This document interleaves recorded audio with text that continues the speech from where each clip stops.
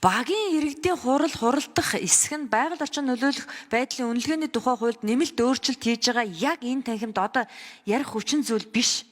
Наадах чинь шүү дээ.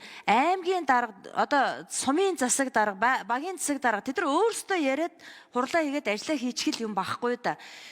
Өмнө нь байсан ганц нэг муу дуршлагыг хараад багийн хурал ерөөсөө хуралддаггүй маа. Тийм учраас багийн иргэд ямар газар амьдрах нь хамаагүй тэдрээс асуухгүй шууд ингээд оруулна гэж яриад байгаа чинь таалагдахгүй байгаа байхгүй юу? Эн чинь буруу штэ.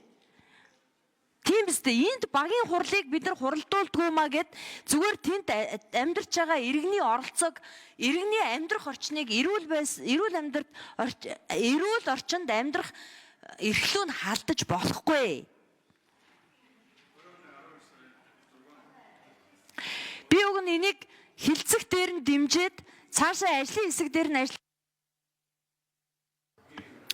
хэсгээс нэмж хариулъя. 4 номерын микрофон дээр албан тушаалаа нэрээ хэлээд.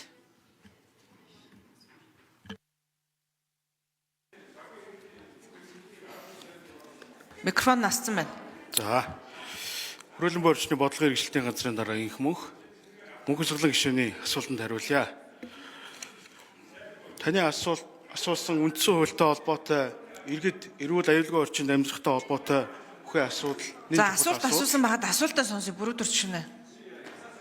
Нин чухал асуулт. За энэ дээр бол одоо яг энэ эрүүл аюулгүй орчинд нийгэм талаасаа нөлөөлж байгаа асуудлыг бол нийгмийн нөлөөллийн үнэлгээгээр бол тогтоож өгсөн. Энэ дээр нийгмийн нөлөөллийн үнэлгээг бий болгосноор гомдлын механизм, чиглэсэн бүлэг одоо бүлэг рүү чиглэсэн гэдэг юм ийм олон одоо нийгмийн нөлөөлөл эрүүлгүй аюулгүй орчинтой амьдрахтай холбоотой асуудлыг бол тусгаад явах бүрэн боломжтой гэж харж байгаа. Нөгөө талаасаа хуулийн төслөлтөөр 15, 14 дээр